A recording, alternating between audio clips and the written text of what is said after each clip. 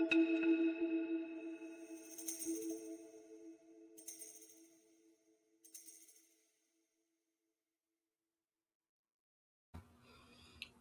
is this weird? I'm trying to think of whether it's weird or not, but Katrina Rasbold and Friends, I do consider myself to be a friend, and I like to interview people that I admire and I love, and I admire and love myself just real well.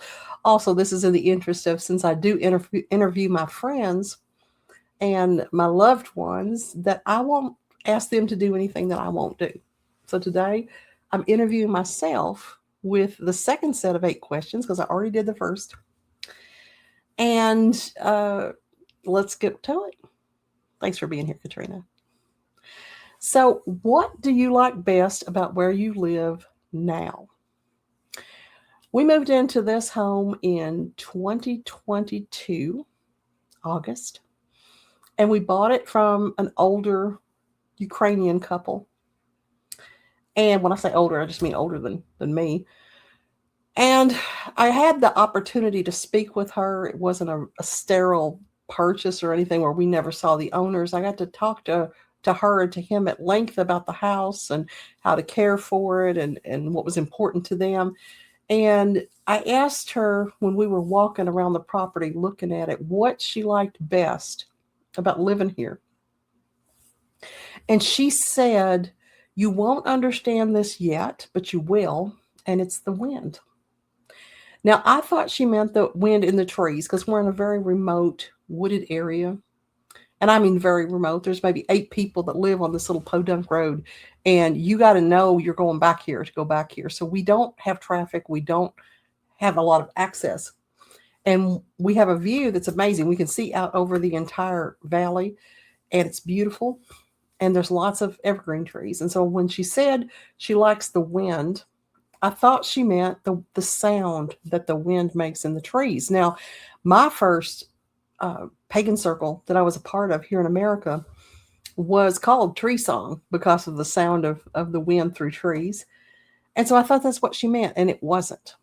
What she means is that every night, usually between 7 and 8 o'clock, 7 and 9 o'clock, there's a wind that comes up in the east and just blows through the house. So my bedroom is in the far east. And if I open up those big windows and open up the windows on the west side, it's like there's a whole house fan. And just this wind goes through all the time. It's just lovely. And at times like now, when it's rainy and kind of stormy, the wind at night, it's gale force. I mean, it's like a freight train outside. And I just love it. There's so many things I love about this house. I do love this place better than any place I've ever lived in. I love that it has a giant shower, which is a real bonus for larger size people like myself. I love the view. I love the solitude. I love the silence. I love that it's a nice big house. I love that I've got my own office and my own bedroom, and I love everything about it. So it'd be easier to talk about the things I don't like about where I live now, which is almost nothing. I love that my home is out of the snow line because for 17 years, almost 18 years, we lived in deep, deep, deep snow. And I mean that we had snow 10, 15 feet a year. And I am not a snow person. I'm in that old break a old lady hip phase of my life, and it just didn't work for me. But it didn't work for me when I was younger either. I just don't like the snow. So I like that we get a little bit of snow and then it goes away, and that otherwise it's just rain. And when you're driving to my house, there's a series of waterfalls, and that's just precious. So there's so much I like about where I live that it would take a whole episode just to discuss that. So I'm going to move along to what's your favorite meal? I really had to think about this, and I got to tell you, it's because I love food, but I love specific foods. There's lots of foods I don't like. And I have trouble making myself eat food that I don't like. I mean, I get that gag reflex going and everything. I don't like fermented foods and high vinegar foods. I don't eat salad dressing for that reason. I don't like cultured foods like yogurt or buttermilk. I don't really like to eat something that's a spoiled something else.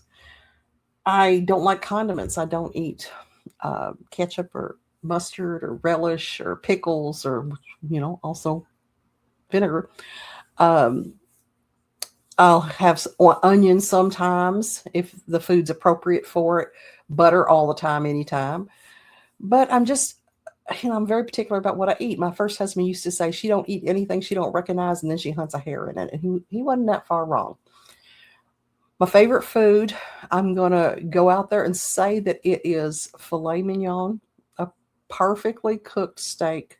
I will take sirloin or ribeye as an alternative, but fillets are just, man, there's just something about them. Such a good cut. Medium rare, preferably with a little crispy on the outside, but medium rare with either garlic mashed potatoes or baked potato with only butter, no sour cream, remember, spoil something else. And maybe some green beans on the side, some homemade bread. I'm a happy girl. Another thing I love is really good pizza, and I can't hardly get that anymore, so I don't even put that on the docket anymore. If I'm going to have pizza, I want thin crust, just a kiss of sauce, the lightest sauce, and pepperoni. And those are my favorite meals. But the steak and baked potato, that really wins out. Nice cold glass of perfectly brewed iced tea, no lemon, and we're cooking with gas. What is your dream time like? It's a romp, let me tell you. I'm a very vivid dreamer and always have been my whole life. I tend to have stress dreams, and I don't like that, where I'll just dream all night long about stressful situations. I frequently dream that there's some task I have to finish that's impossible to finish. I used to have Indiana Jones adventure dreams. I really liked that. I used to have sexy dreams. I really liked that. Don't have any of those anymore, either one. I have very boring dreams. I'll sometimes dream about I'll be dreaming that I'm watching TV or just hanging out with Eric or going on a drive or something ridiculously boring like that. But I do always dream. It's very rare for me to have a night that I don't dream. My dream memory has gotten a lot less. I used to be able to remember my dreams very well, and now they're gone almost as soon as I wake up. But I know that I did dream. And then that liminal space between waking and sleeping, I can remember my dreams, and then it almost immediately starts to fade away. What animal do you relate to and or enjoy the most? It's a weird question for me. For one thing, I will not have a pet or an animal I can't take in a fight. One person just recently, when I brought that up, said to me, and this was very true, I got to be able to get that that animal to the vet or give it medicine if I have to. And that's a really good point. But for me, it's a matter of, I guess I just don't trust animals because I can't talk to them or hear their minds. And if they're going to break bad, if they're going to snap or something, because I know people snap, so animals do too. I want to know that I'm going to be the one walking away. So I have trouble with big animals like horses or giant dogs or things that could hurt me or kill me. I prefer not to hang out with. I do not love snakes. Got to say that. I'm just not even a fan of reptiles because they stink so bad. But I just really don't like snakes. I'm also, for the same reason, not a big fan of rodents. However, my son Joe does have dagoos, and those are just the sweetest little things. But we're talking about what I do like, not what I don't like. I am not a dog person. That being said, I have had the sweetest little dogs ever. My most recent one is named Brucifer. We call him Bruce. And he's just precious. He's a little, he's a cross between a Jack Russell Terrier and a Dachshund, and he's just adorable, and I just love him. He's my familiar, my buddy, my precious. He's about 1.5 years old, and I just adore him. He's completely broken, and I don't mean housebroken. I mean broken. He's seen some shit. He was a rescue, and he doesn't like people very much, so I relate to that, I guess. So I relate to Bruce. I related to Elvis before that, who was my little Shih Tzu of 18 years and who just died last year. But overall, dogs are not my thing. Cats are my thing. We have 2 wonderful cats that have no interest in me whatsoever. They're completely Eric's cats and want nothing to do with me unless he's not there to feed them. And then they will come to complain to me that he's not there to feed them. they also mourn if he's a social butterfly. He's gone all the time doing stuff. So if he's gone for more than a day or two, if he's gone off with friends or something, these cats are just bereft. They sit at the door and cry. They come to me and complain as though I've done something to them or done something to him. So I love cats. These two cats, I'm just the doorman for them and nothing else, but I'm a real big fan of cats. And as far as when we look at that sort of spirit animal thing, for a while it was pigs. I really loved pigs and I collected little pigs, and then I just kind of got away from them. I don't do that so much anymore. And I don't really have she collects kangaroos or anything like that. Now, Eric is giraffes. Eric's all about his damn giraffes. He loves giraffes so much, and bless his heart, he's got lots of wonderful giraffes.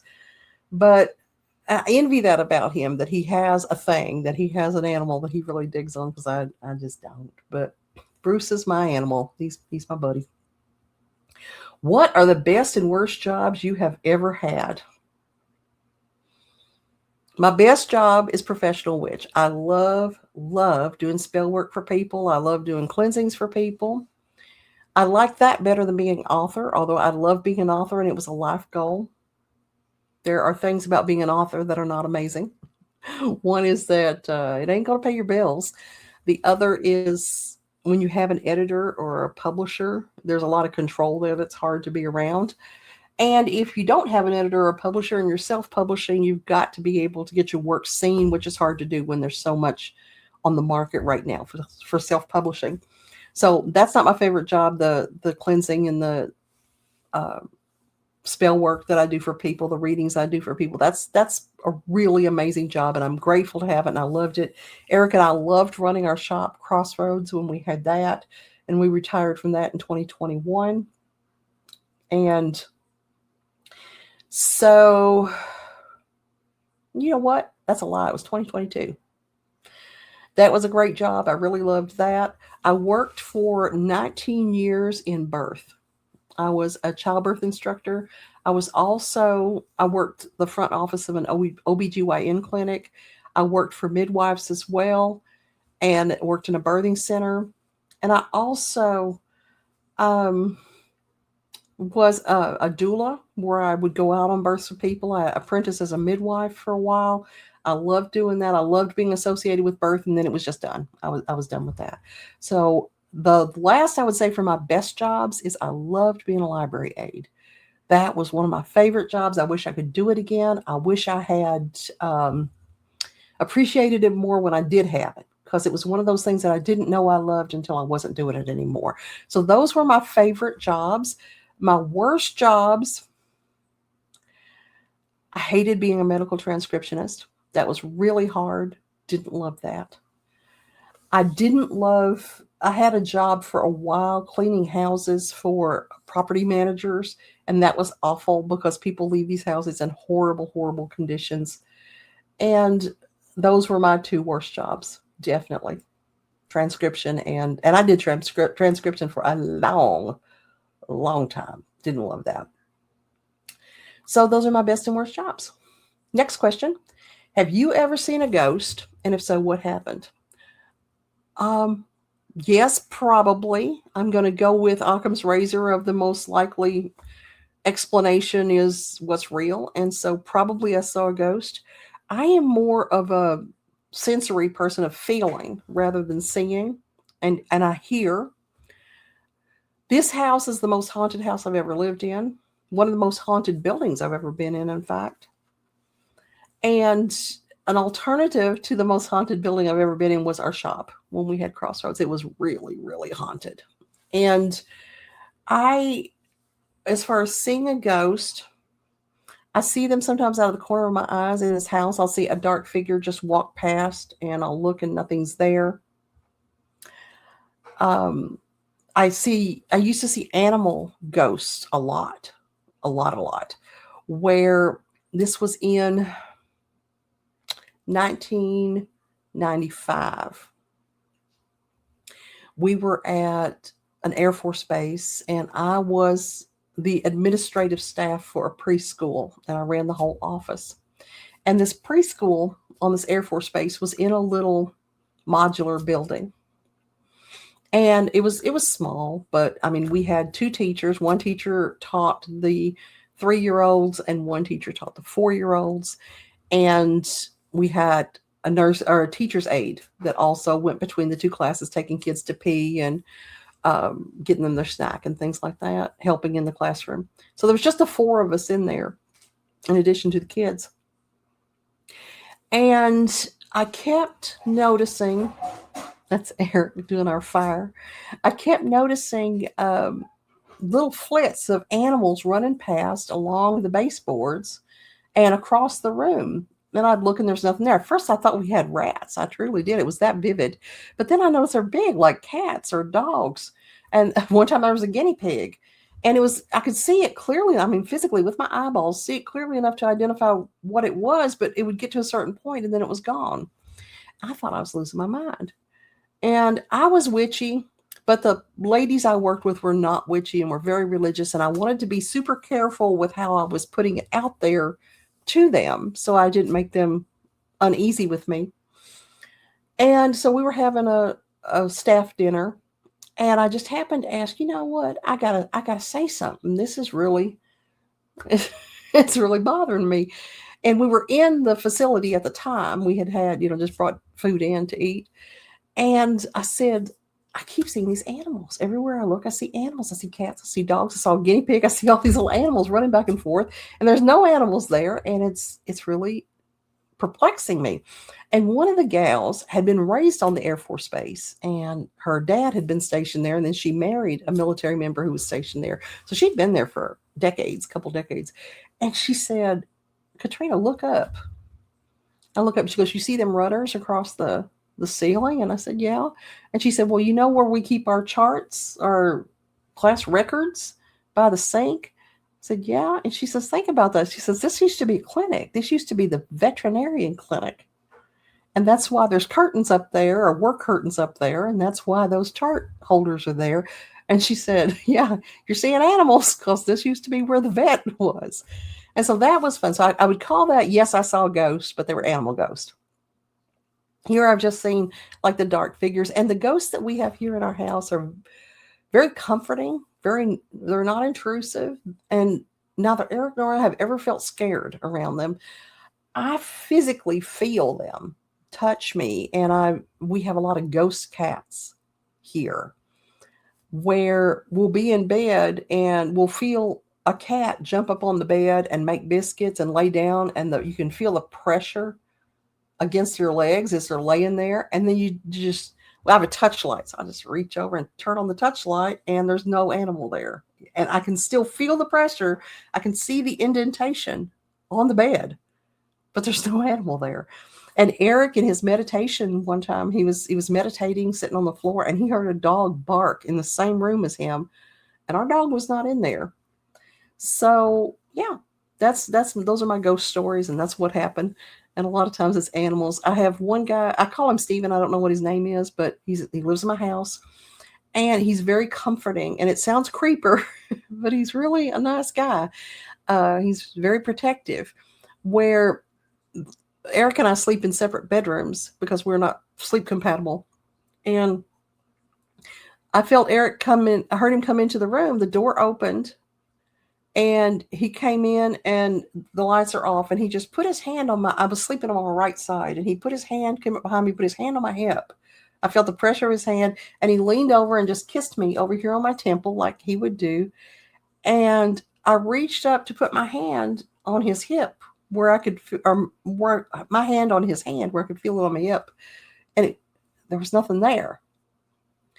And I came out, and Eric had already gone to bed and was on the whole other side of the house. He wasn't even near me.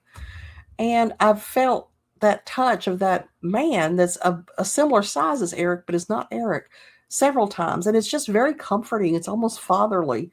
There's never been anything pervy or weird about it at all. It's just a guy who lives in my house, and it's real nice. There's times I've told him things like I could feel he wanted to talk to me. And I would say, Stephen, I'm in the shower. Not now. Talk to me later. Not now. I'm taking a shower. And I would just feel that energy just leave the second that I said that. So he's very respectful. and we like him very much. There's been plenty of times that Eric and I hear people talking in another room as though there's a party going on, or people are having a conversation and there's nobody there. And like I mentioned before, we live in a very remote area. So there's it's not as though we're hearing our neighbors or anything like that, because there aren't any of those. So yeah, that's my ghost stories. Kind of boring, but ghost stories. What music type or specific songs was the soundtrack in your past? So I was raised in a house that did not have that rock and roll music in it. My mother used to sneak and watch American Bandstand on Saturdays when my daddy would be at work, and she would dance in her little bobby socks, and it was precious. But I grew up with gospel music, and it's still very evocative to me. I listen to a lot of the Happy Goodman Family and the Singing Rambos and Bill Gaither and the old Oak Ridge Boys and all these different gospel groups from the past. It's really meaningful to me. And so that's a pretty big spiritual place for me. Even as a pagan, I still feel the energy of those songs, and they really move me. Country and Western. My dad made sure I was a walking, talking country and Western encyclopedia. So I know a lot about country music before 1980. And I enjoy it very much. I like old country. Eric and I are major karaoke people, and he's got this incredible setup. He used to do karaoke weddings and parties and things like that. So we have this professional karaoke setup, and he and I sing together at least 2 or 3 times a month. And I'm not very good, but I love doing it.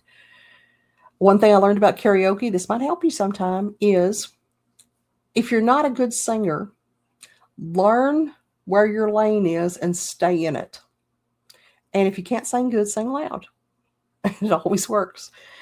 But I do, where as much as my father was really into country and Western music, my first husband that I married in 1978 was really into rock and roll. And he is just a huge collector of rock and roll information. And so I got a lot of rock information from him and developed a real love of rock and roll music from him. So there's a lot of music I really enjoy. And of course, the soundtrack would be the 70s and the 80s rock and roll, and the 90s a little bit. And those were kind of my jam. So I would say right now it's country, classic rock, and I do like new age music. I like Enya, and I like Lorena McKennitt, and some of those predictable ones too. I love good drumming. So that's my music, and that's my jam. The last one before I get to the supplemental question: plane, train, bus, car, or boat? Well, those are pretty easy answers for me. Number 1, boat. I'm going backwards. I have Meniere's disease, and I get the worst motion sickness you can ever imagine. And I mean laying flat, not able to move, sweating, shaking. It's bad. No boats for me. Thank you very much. I don't like the idea of a cruise.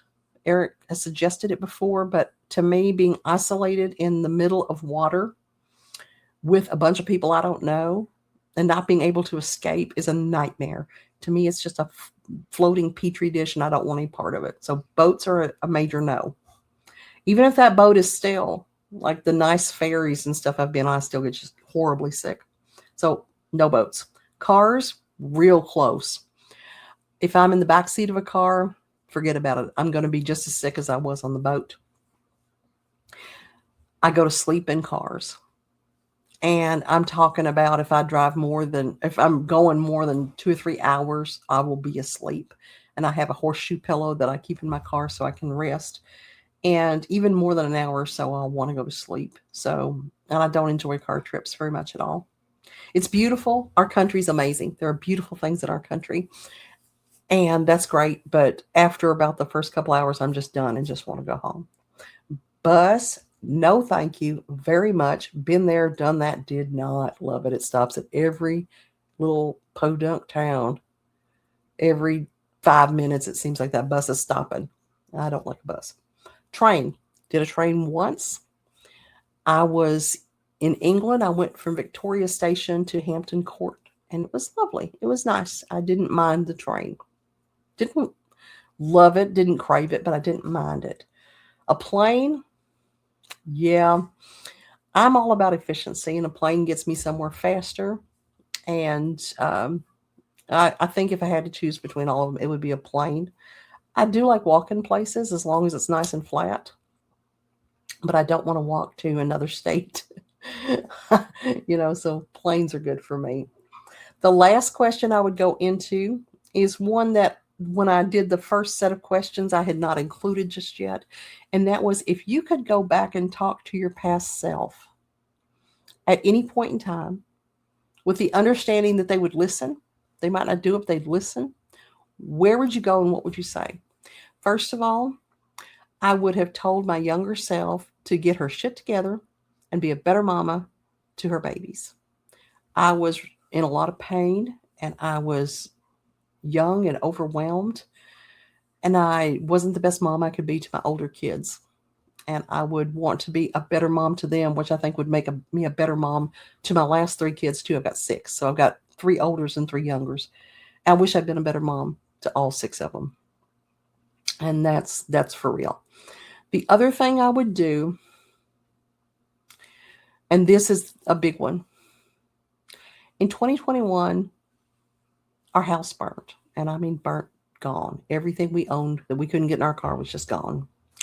And when we were escaping and literally fleeing this horrible wildfire that was coming, our feeling was that we were taking things with us we were going to need for a couple of weeks while we were evacuated. I wish I could go back and tell myself then, listen, you are not coming back to this house. Anything you leave here is going to go away, and you will never see it again. I would have taken much different things. I would have taken underwear. That would have been a real good, smart thing to do.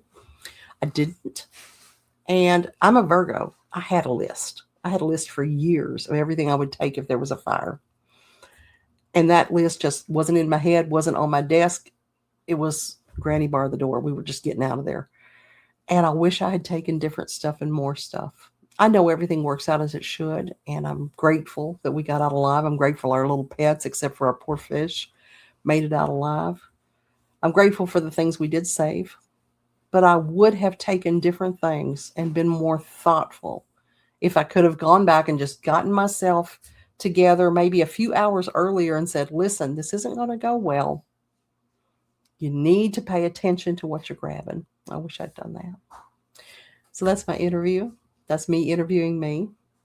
And we'll be back here soon with more wonderful interviews with people who aren't me. Take care, everybody. Bye-bye.